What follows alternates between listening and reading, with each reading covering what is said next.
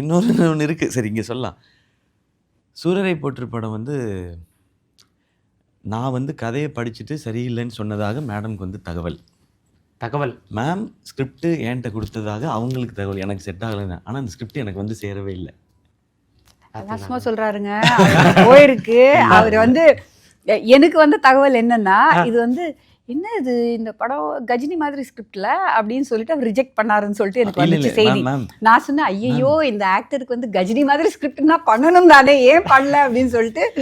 இல்லை நிறைய எக்ஸாம்பிள் கொண்டு சொல்கிறேன் மேம்.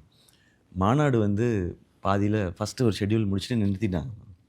அப்போது அதை நான் என்ன வச்சு கண்டினியூ பண்ணலான்னு சொன்னாங்க. ஃபஸ்ட்டு சொல்லும்போது இந்த படம் சூப்பர் ஹிட்டே ஆகும், விபி சார்கிட்ட மட்டும் சொல்லுங்கள், இது சிம்பு சாரை வச்சு தான் கண்டினியூ பண்ணணும், ஏன்னா இது ஆரம்பிச்சாச்சு அவரை வச்சு, அதனால் இதை கண்டினியூ பண்ணட்டும், இது ஆரம்பிக்கலைன்னா நம்ம இதை டிஸ்கஸ் பண்ணலாம், நெக்ஸ்ட் ஒரு படம் பண்ணலாம் அப்படின்றது தான். இதுதான் மேம் நமக்கு இப்படி இருக்கிறது தான் எனக்கு பெட்டராக இருக்கும். நான் இல்லைன்னா அது அவர் சொல்லியிருப்பேன் மேம், ஏன் ஒரு வேளை பிடிக்கலன்னா கூட ஏன் பிடிக்கலன்னு சொல்லியிருப்பேன் மேம்.